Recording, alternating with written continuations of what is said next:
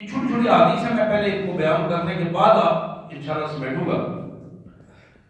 مجمع الزوائد کی ایک روایت جو جناب ابو ہریرہ رضی اللہ تعالی عنہ کی روایت ہے، اللہ کے نبی صلی اللہ علیہ وسلم نے فرمایا طاعت اللہ طاعت الوالد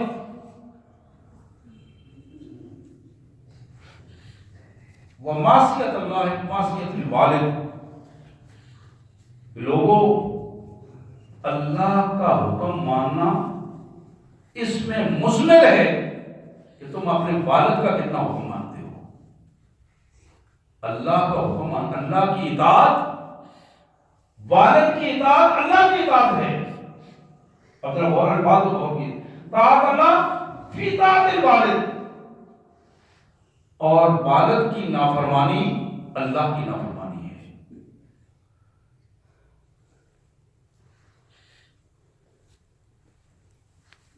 یہ الفاظ، ان کی مزید وضاحت سورہ لقمان میں اللہ تعالیٰ نے فرمائی کہ سوائے اس کے کہ تمہارا والد تمہیں شرک کی بات کہے، بے دینی کی بات کہے، تم ادب سے اس سے الگ ہو جاؤ۔ وہ بے دینی اور شرک کی بات تم نہیں مانو گے، دین کے خلاف کوئی بات نہیں مانو گے، لیکن وصاحبہما فی الدنیا معروفا، دنیا داری کے معاملات میں ان کی خدمت کے حوالے سے، ان کی خدمت کے حوالے سے، وہ خدمت ذاتی طور پر، وہ مالی طور پر، وہ اخلاقی طور پر، خدمت کے حوالے سے ایک لمحہ بھی تم ضائع نہیں کرو گے اپنے والدین کے حوالے سے۔ سیدہ عائشہ صدیقہ سلام اللہ علیہا کی ایک روایت جو مجمع الزوائد میں فرماتی ہے کہ میں دیکھ رہی تھی اپنے گھر میں پیچھے ایک مسجد نبی میں نبی رحمت صلی اللہ علیہ وسلم تشریف فرما ہے، ایک نوجوان آیا اور اس کے ساتھ ایک بزرگ آدمی تھا۔ یہ دونوں آ کے میرے آقا صلی اللہ علیہ وسلم کے پاس بیٹھے تو نبی رحمت صلی اللہ علیہ وسلم نے پوچھا کہ یہ اس نوجوان سے سوال کیا کہ یہ کون ہے؟ اس نے عرض کیا حضور یہ میرے والد محترم ہیں، میرے والد محترم ہیں، یہ میرے ساتھ تشریف لائے ہیں۔ نبی رحمت صلی اللہ علیہ وسلم نے اس کی یہ بات سنی اور اس بچے کو وصیت کرتے ہوئے چند باتیں ارشاد فرمائیں۔ جس کے والد محترم اس کے ساتھ آئے تھے، والد کی موجودگی میں بیٹے کو بتایا کہ بیٹا ہمیشہ اپنے والد کے اکرام اور احترام میں کمی نہ چھوڑنا، اپنے والد محترم کے اکرام اور احترام میں کمی نہ کرنا۔ پھر فرمایا جب تم چل رہے ہو کبھی بھی اپنے والد کے برابر یا اس سے آگے چلنے کی کوشش نہ کرنا۔ ذرا غور کیجیے ان الفاظ پر، یہ محمد رسول اللہ صلی اللہ علیہ وسلم کے الفاظ ہے، کسی اور آدمی کے الفاظ نہیں ہے۔ کبھی بھی اپنے والد کے برابر یا ان سے آگے چلنے کی کوشش نہ کرنا، ادب اور احترام کے ساتھ ان کے پیچھے پیچھے چل آنا۔ پھر فرمایا کبھی بھی ایسا نہ ہو کہ تم جا رہے ہو اور اپنے والد محترم کے ساتھ جا رہے ہو تو اپنے باپ کے بیٹھنے سے پہلے کبھی نہ بیٹھنا۔ یہ آداب سکھائے جا رہے ہیں، اپنے باپ کے بیٹھنے سے پہلے نہ بیٹھنا، پہلے سب سے اچھی جگہ اپنے باپ کو بٹھانا، پھر اس کے بعد خود بیٹھنا۔ پھر میرے آقا صلی اللہ علیہ وسلم نے فرمایا کبھی بھی اپنے والد کو نام لے کر نہیں بلانا۔ ذرا غور کیجیے ان الفاظ پر، تمہیں اپنے والد کا اکرام اور احترام کرتے ہوئے کبھی بھی ان کا نام لے کر ان کو نہیں بلانا۔ جس طرح عام آدمی دوستوں کا نام لے کر بندہ بلاتا ہے یا چھوٹوں کا نام لے کر بلاتا ہے، ہمیشہ جب بھی ان کو ان سے کام ہو تو ادب اور احترام کے ساتھ ان کو بلانا ہے، ان کا نام لے کر نہیں بلانا۔ پھر آپ نے ارشاد فرمایا اپنے والد کی وجہ سے کسی کو گالی نہیں دینا. غصے میں آ کر کسی دوسرے کے رویے کی وجہ سے، اپنے والد کی ناراضگی کی وجہ سے، اس والد کے ساتھ کسی کا رویہ دیکھ کر دوسرے کو گالی نہیں دینی، اس لیے تو وہ تمہارے والد کو گالی دے گا. یعنی نہ خود غلط حرکت کرنی ہے اور اس حرکت سے بھی بچنے کی کوشش کرنی ہے جو دوسروں کے حوالے سے آئے. ایک اور حدیث بھی ہے مسلم شریف میں، حضور صلی اللہ علیہ وسلم نے فرمایا کہ بچو اس بات سے کہ تم اپنے والدین کو گالیاں نکالو. ایک صحابی نے عرض کیا اللہ کے رسول صلی اللہ علیہ وسلم وہ کون بدبخت ہے جو اپنے والدین کو گالیاں نکالتا ہے؟ آپ نے فرمایا کہ جب کوئی شخص دوسرے کے والدین کو گالیاں نکالتا ہے تو وہاں سے جو گالی آتی ہے وہ اس کے والدین کو آتی ہے. اس لیے کبھی بھی دوسرے کے والدین کو گالیاں مت نکالو تاکہ تمہارے والدین پر احترام باقی رہے اور ان کو کوئی نہ نکالے. حضرات، عیون الاخیار میں جناب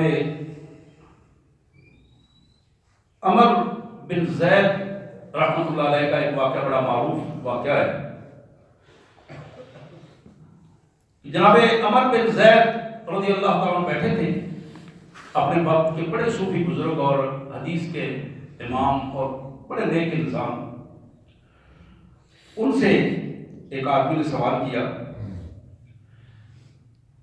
ان کے بارے میں کہ حضرت آپ کے بچوں کا آپ کے ساتھ حسن سلوک کیسا ہے؟ آپ کے بچوں کا، بیٹے کا آپ کے ساتھ حسن سلوک کیسا ہے؟ وہ فرمانے لگے سنو، کبھی ایسا نہیں ہوا میں اور میرا بیٹا ہم اکٹھے چل رہے ہوں تو وہ میرے برابر چلے، دن کی روشنی میں وہ ہمیشہ میرے پیچھے چلتا ہے، اور اگر رات کا اندھیرا ہو تو وہ میرے آگے چلتا ہے، اس نیت سے وہ میری حفاظت کرتا ہے. غور کیجیے ان الفاظ پر بھی. دن کی روشنی میں وہ ادب و احترام سے پیچھے چلتا ہے اور رات کے اندھیرے میں آگے چلتا ہے تاکہ کوئی خطرہ ہو تو اس کو میں پہلے روکوں اپنے والد محترم. اور پھر فرمایا میں جس مکان میں چھت کے نیچے بیٹھا ہوں، جس کمرے میں، میرا بیٹا کبھی اس چھت پر نہیں چڑھتا، اس لیے میرے والد کا احترام میں فرق نہ آ گیا ہے. اس حد تک میرا بچہ میرا احترام کرتا ہے. اور حضرات، بظاہر یہ چھوٹی چھوٹی باتیں ہیں، چھوٹی چھوٹی باتیں، لیکن یہ اتنی قیمتی باتیں ہیں، اتنی اہم باتیں ہیں، جن قیمتی اہم باتوں کو چھوڑ کر آج ہمارا معاشرہ پراگندہ ہو گیا ہے، پریشانیوں کا شکار ہو گیا ہے. گھروں میں ذلت اور رسوائی کے سائے نظر آنا شروع ہو گئے ہیں. لڑائیاں، جھگڑے، اختلافات، پریشانیاں، وسائل ہوتے ہوئے پریشانیاں، سب کچھ سامنے ہوتے ہوئے پریشانیاں.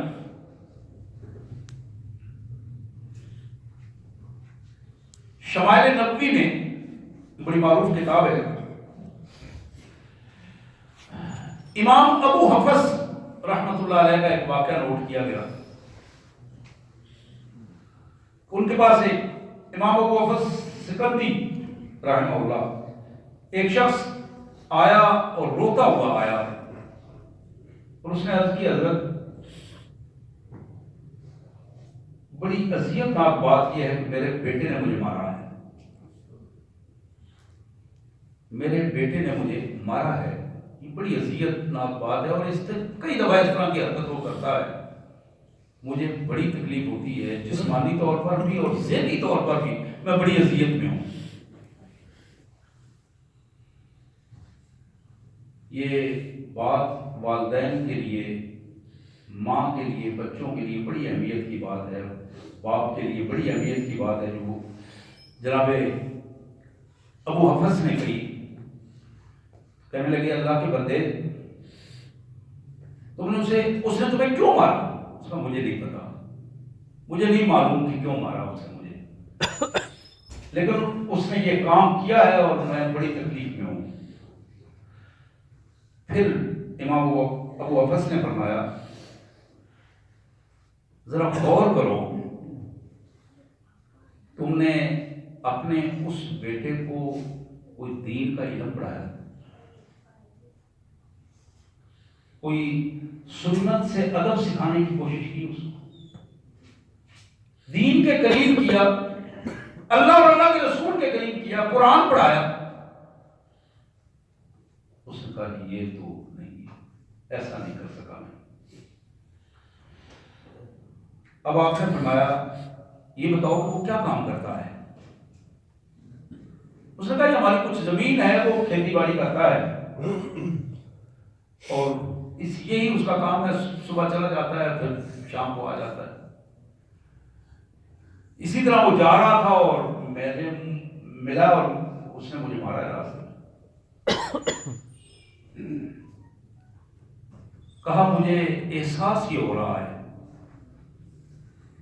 کہ تمہارا بیٹا اس حالت میں جا رہا ہوگا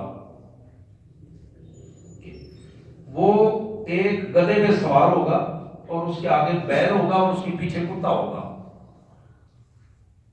یہ جب آپ پرانے زراعت کے لوگوں کو دیکھیں گے نا، حالانکہ یہ تو عرب کا واقعہ ہے، اور یہاں بھی یہی سٹائل ہے، وہ جا رہا ہے، پیچھے کتا ہے اور آگے بیل ہے، اور وہ خود گدھے پہ سوار ہے، سواری پہ سوار ہے اور جا رہا ہے۔ اور آپ نے فرمایا کہ تم نے تو اسے قرآن نہیں پڑھایا، کوئی اچھی باتیں نہیں سکھائیں۔ اب ظاہر ہے وہ اللہ اور اللہ کے رسول کا نام تو نہیں لے رہا ہوگا، وہ تو کوئی نہ کوئی مائیے، کوئی ٹپے، کوئی گانے، کوئی بکواس اپنی زبان سے نکالتا ہوا جا رہا ہے۔ اب اس حالت میں تم نے ہو سکتا ہے اسے روکا ہو، کام تم نے اچھا کیا ہو، اس کو روکا ہو، اور اسے ہوش ہی نہیں، وہ آگے اس کے بیل تھا، بیل سمجھ کے اس نے مارنا شروع کر دیا۔ اب یہ ایک مثال دی ہے امام ابو حفص نے اس باپ کو، اور اگر اس کو بالکل ہم آج کے رویوں کے مطابق لیں، امام ابو حفص حالات حاضرہ کے حوالے سے ان دنوں اگر یہ بات کہہ رہے ہوں کہ تمہارا بیٹا جس کے ہاتھ میں موبائل تھا، کانوں میں ٹوٹیاں لگی ہوئی تھی، وہ تو نہیں جانتا تھا کہ اس نے تو نہ قرآن پڑھا تھا، نہ حدیث پڑھی تھی، نہ ادب سیکھا تھا، وہ تو انہی حالات میں جا رہا تھا، اور راستے میں ماں نے یا باپ نے اسے روکا، اس نے اسی انداز میں اور پھول بک دیا یا اپنے ہاتھ کا استعمال کر دیا۔ حضرات، جہاں بچوں کی بہت بڑی ذمہ داری بنتی ہے کہ اپنے والدین اور بالخصوص والد کے حوالے سے اپنے آپ کو فرما بردار ثابت کریں، وہاں والدین سے بھی اس حوالے سے ضرور پوچھا جائے گا تم نے اپنے بچوں کی تربیت کیسے کی؟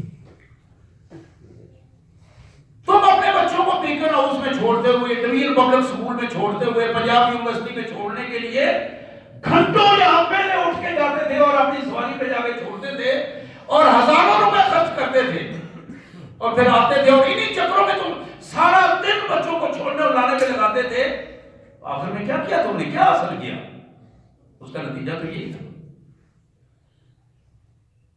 کاش کہ تم اس وقت تھوڑا سا یہ غور کر لیتے، اپنے بچے کو صبح اپنے ساتھ مسجد میں لے جاتے، اپنے ساتھ اس کو دین سکھاتے، اس کے بعد آپ دنیا داری کے سارے علم سے سکھاتے، لیکن صبح اور شام اس کو دین کی توجہ بھی دلاتے، تو وہ بچہ تمہارے ساتھ کبھی بھی یہ حرکت نہ کرتا۔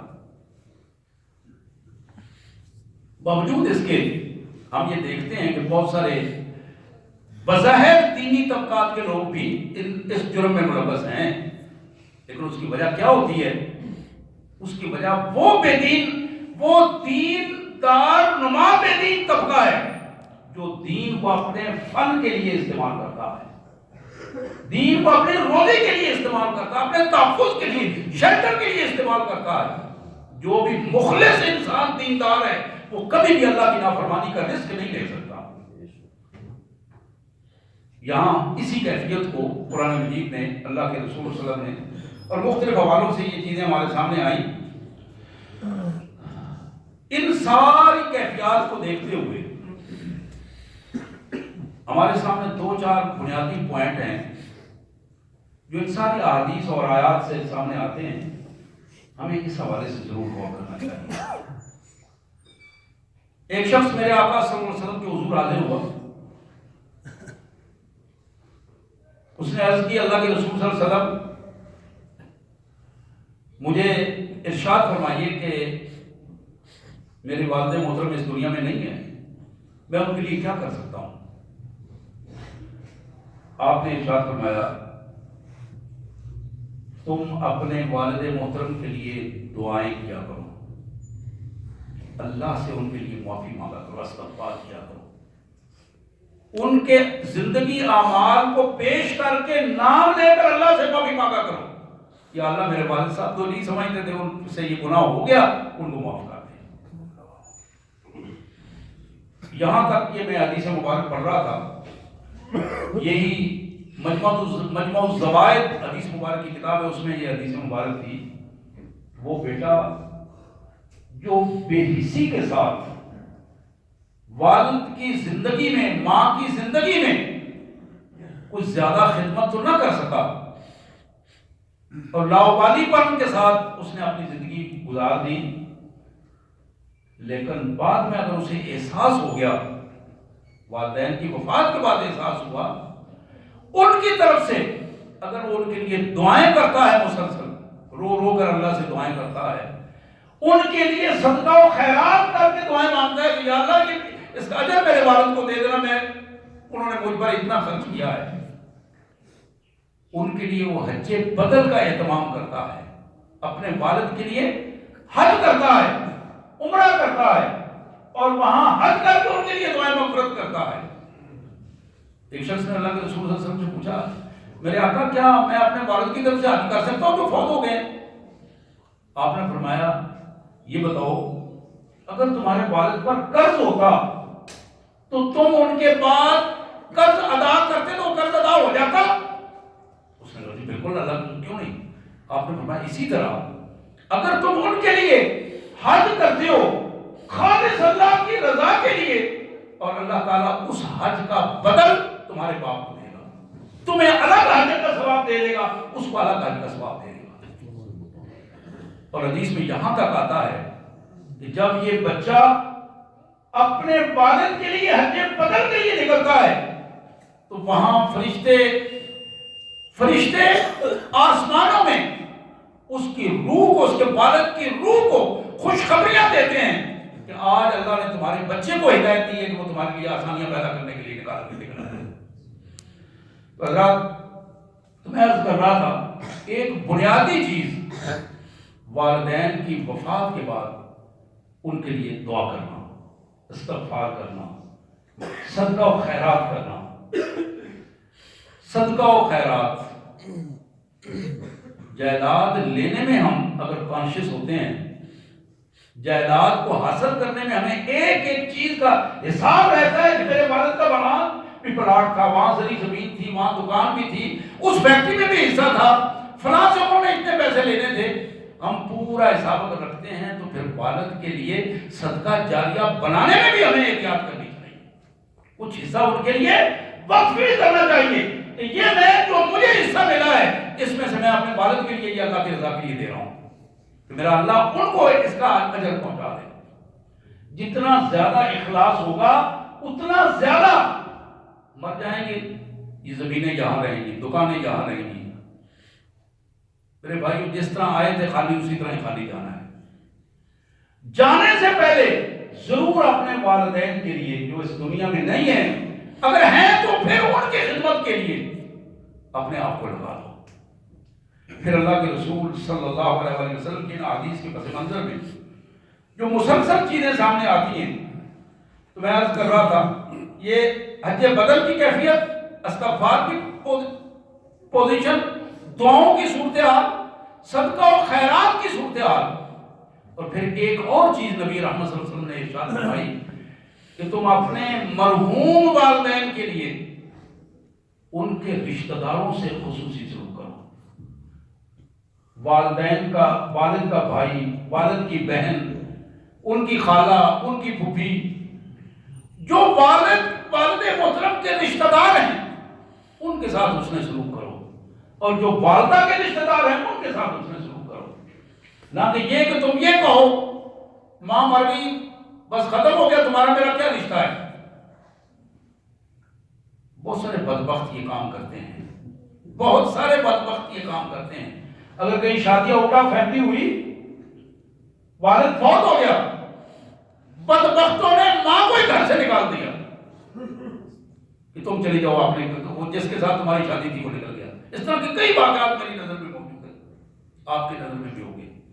یہ دنیا کے بدترین رویے ہیں ایسے جو اس انداز میں معاشرے میں محض مادی فوائد کے لیے ایک ایسا فیصلہ جس سے اللہ ناراض ہو اور اللہ کے رسول صلی اللہ علیہ وسلم کی ناراضگی ہو۔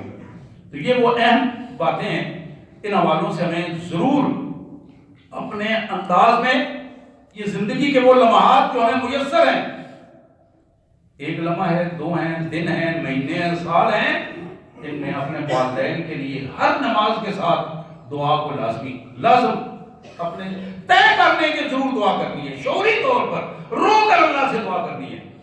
اسی طرح اپنے والدین کی قبروں کو دیکھنا، قبرستان جانا۔ میرے آقا صلی اللہ علیہ وسلم نے فرمایا نہیں تو کمان زیارت القبور فزورھا، میں تمہیں روکا کرتا تھا شروع میں کہ تم قبروں پر نہ جایا کرو، اب تم جاؤ اور اس کے طریقے کے مطابق جاؤ، وہاں جا کے سلام کرو اور ان کے لیے دعائیں کرو۔ یہ والدین کے لیے دعائیں مغفرت کرنا اور قبرستان میں جا کر عبرت کی پوزیشن میں آنا، یہ انتہائی اہم بات ہے۔ اس حوالے سے بھی ہمیں اسی طرح والدین کے لیے پیسہ خرچ کرنا، ان کے رشتہ داروں سے حسن سلوک کرنا، یہ وہ پہلو ہیں جو ہماری زندگی کو خوشیاں عطا کریں گے، اور خوشیاں اس انداز میں عطا کریں گے۔ اللہ کے رسول صلی اللہ علیہ وسلم کی حدیث، آپ نے فرمایا کہ بروا آباءکم تبرا ابناءکم، تم اپنے ماں باپ کے لیے اپنے آپ کو وقف کر دو، تمہاری اولاد تمہارے لیے اپنے آپ کو وقف کر دے گی۔ اللہ سے دعا ہے اللہ تبارک و تعالیٰ ہمیں توفیق عطا فرمائے۔ واخر دعوانا الحمدللہ رب العالمین۔